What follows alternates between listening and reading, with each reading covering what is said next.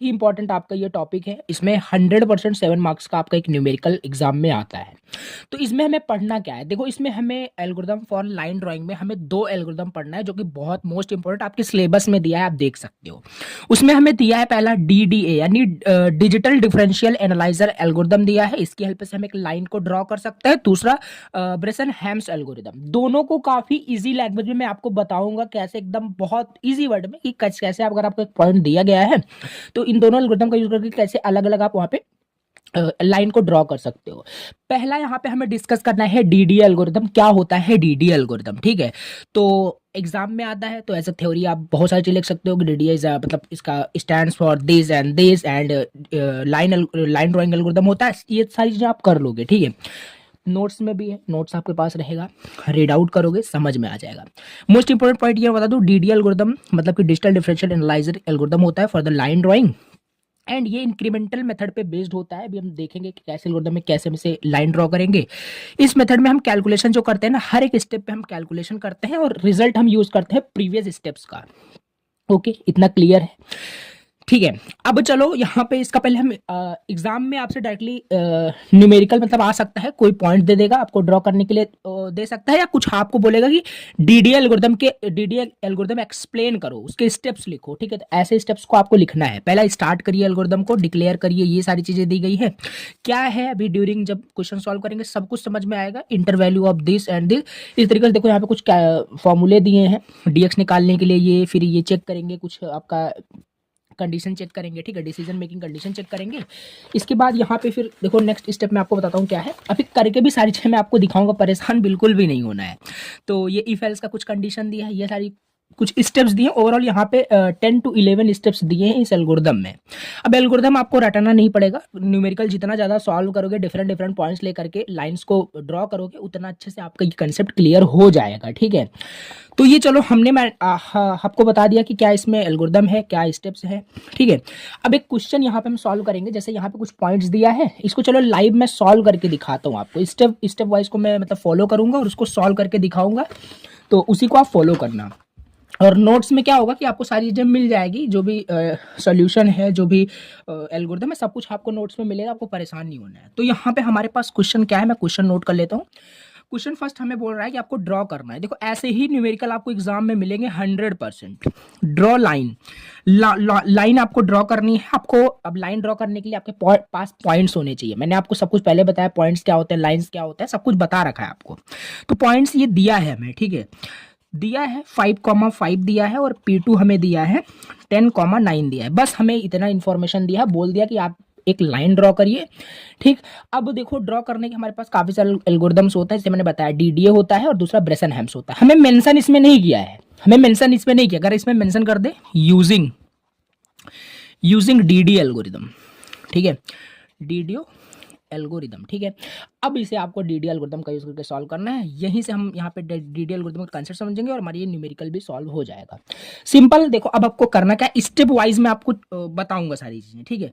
First step में आपको करना क्या है, फर्स्ट स्टेप में आपको क्या करना है कि जो भी आपको पॉइंट्स दिए हैं इनमें से आपको डेटा को निकाल लेना है। यहाँ पे डेटा आपको दिख रहा होगा, ये X1 है, देखो ये X1 है, Y1 है, सॉरी X2 है, Y2 है, ठीक है। तो इसको चलो लिख लेते हैं यहाँ पे फर्स्ट स्टेप में, ठीक है। स्टेप वाइज चलोगे नंबर तभी मिलेंगे, ऐसा नहीं डायरेक्टली आप डायग्राम बना के चले जाओ। तो यहाँ पे देखो X1 हमारे पास है 5, और हमारे पास यहाँ पे X2 भी है, हमारे पास 10 है, Y1 हमारे पास 5 है, एंड Y2 हमारे पास 9 है। इतना हमने डेटा यहाँ पे लिख लिया है।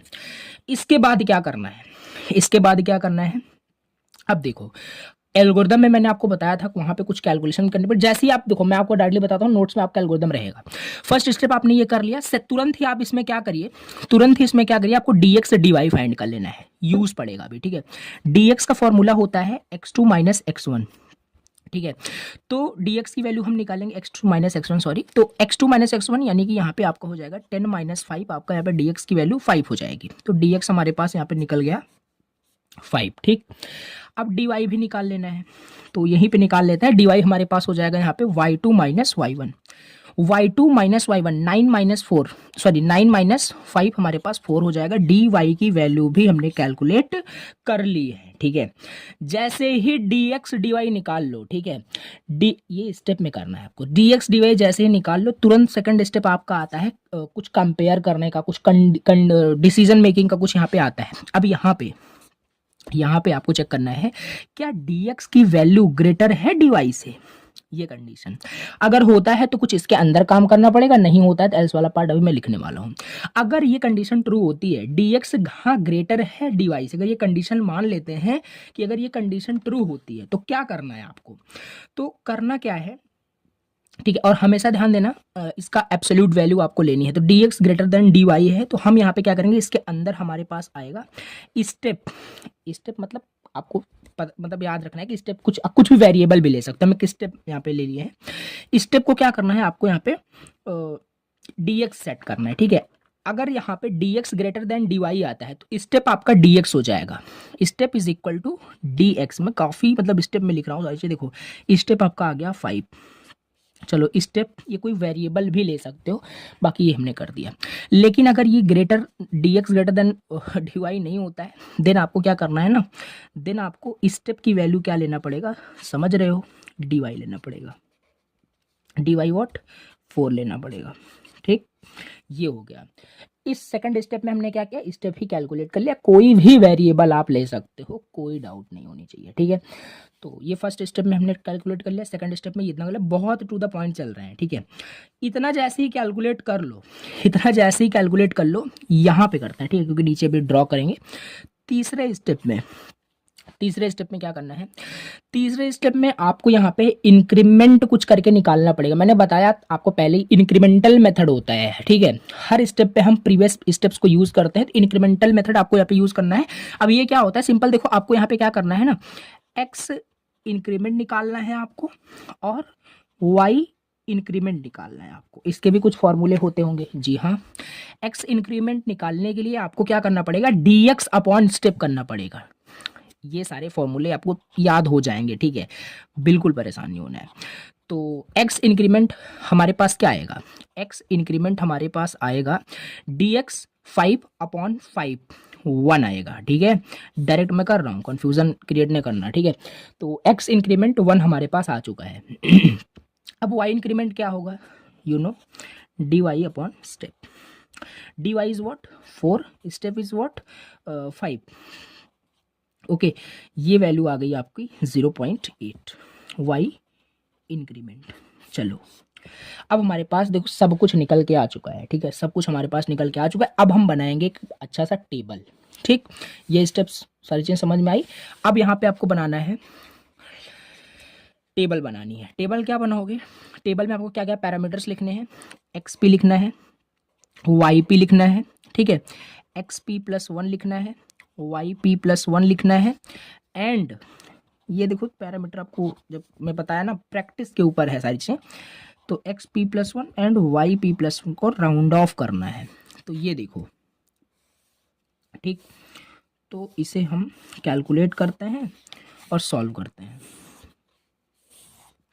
चलो एक्स पी वाई पी क्या है, ठीक है, एक्स पी वाई पी क्या है यहाँ पे, ओके। अब देखो क्या करना है, एक्स पी वाई पी यहाँ पे कुछ नहीं, सिंपल देखो, जैसे आपने ये x increment y increment calculate कर लिया ना, तुरंत देखो आपको यहाँ पे क्या करना है, एक्स की वैल्यू आपकी क्या थी, एक्स की वैल्यू यहाँ पे देखो, एक स्टेप भी यहाँ पे देना, मैं देखो स्टेप में सारी चीज़ें आपको लिखा हूँ, यहाँ पे एक बार फिर से आपको दिखाता हूँ। देखो हमने यहाँ तक कर लिया, 7th स्टेप तक हमने कर लिया, वो हमने मतलब स्टेप वाइज नहीं लिखा, बाकी ठीक है। ये कैलकुलेट हमने कर लिया। इसके बाद तुरंत क्या करना है, असाइन करना है एक्स को x1 में, वाई को y1 में, तुरंत असाइन करना है। तो एक्स को x1 में असाइन करना है, मतलब x1 को x में, मतलब x is equal to x1 कर देना है, x1 क्या है 5 है, और y is equal to y1 कर देना है, y1 क्या है, y1 देखो यहाँ पे 5 है, तो y की वैल्यू हमारे पास 5 हो जाएगी, ठीक है। तो ये हमारे पास आ गया यानी 5,5 आ रहा है। तो ये यहाँ पे वही लिखना है, यहीं से स्टार्ट करना है, यही मेरा इसी से हम ऑपरेट करेंगे सारी चीज़ें। तो यहाँ से हमारे पास 5 हो गया, 5 हो गया, ठीक है। अब देखो इतना हो गया। अब सिंपल हमें करना क्या है, देखो अब सिंपल हमें क्या करना है, देखो अब सिंपल हमें यहाँ पे क्या करना है कि x p plus one y p plus one निकालना है, फिर से इन दोनों को हमें राउंड ऑफ करके यहाँ पे लिखना पड़ेगा।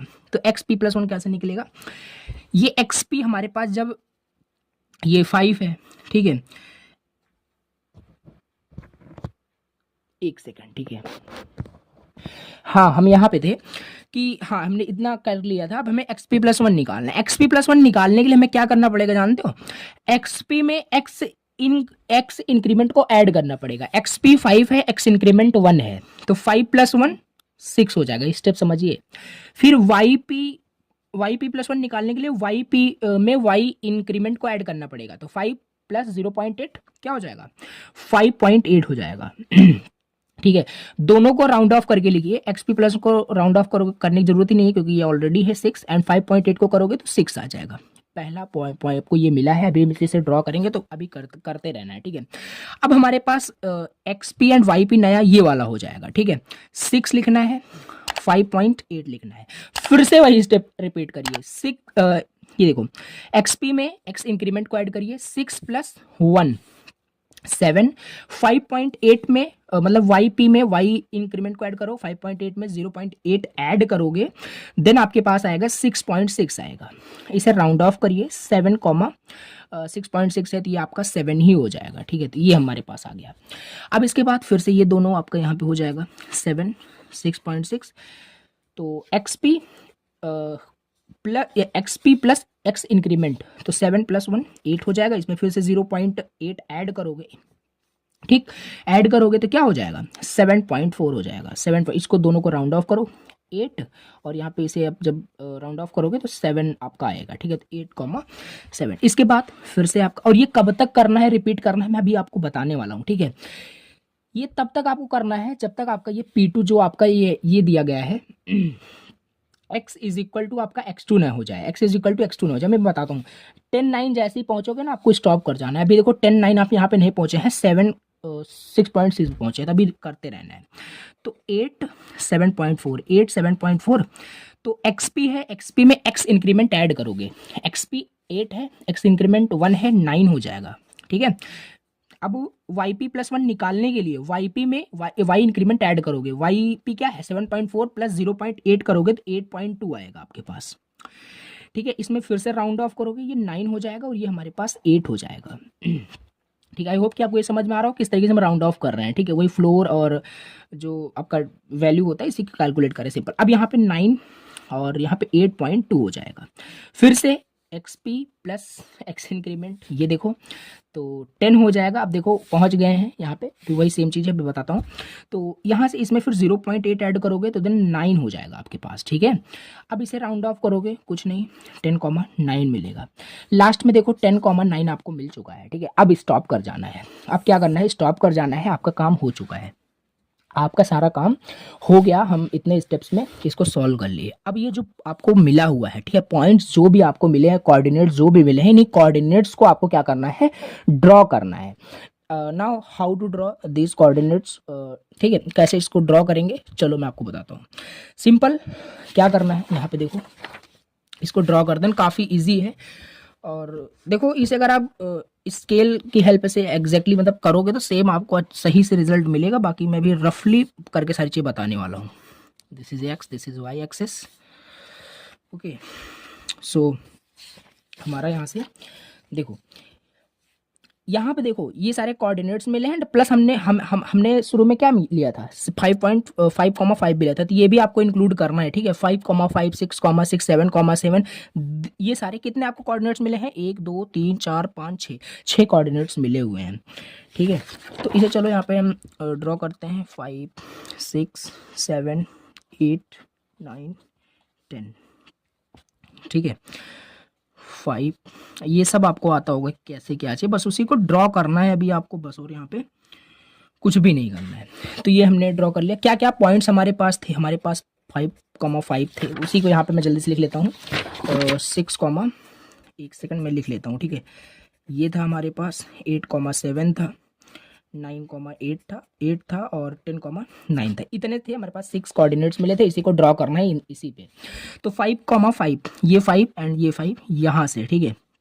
ये चलो हमने यहाँ पे पॉइंट्स ड्रॉ कर लिया, 6 एंड 6 दिस, ओके, सिंपल, ये काफ़ी इजी है, इसमें मुझे नहीं लगता कि कुछ एक्सप्लेन करने जैसा है। तो ये हो गया 8,7, 8 एंड हियर इज 7 एंड यहाँ पे 9 8। Okay, so 9 and here is 8, so 10,9, here is 10 and here is 9। बस कुछ नहीं करना, देखो कुछ नहीं करना है यहाँ पे, सिंपल इसे ड्रॉ कर देना है, ये देखो।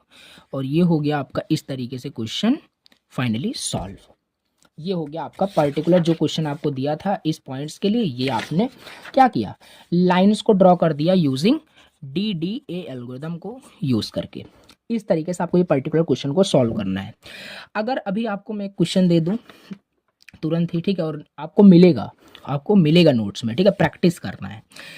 अब आपको 0,0 एंड 6,6 पे ड्रॉ करना है, बिल्कुल कर लोगे। आपको इन्हीं सेम स्टेप्स को फॉलो करना है, कुछ भी अलग ही नहीं है, सेम स्टेप्स को फॉलो करना। इसी स्टेप्स को फॉलो करते करते आपको इस तरीके से रिजल्ट लेके आना है। अलग कुछ आपका डायग्राम यहाँ पे होगा, ठीक है। तो आपको प्रैक्टिस करना है। ये हो गया आपका ओवरऑल DDA एल्गोरिदम।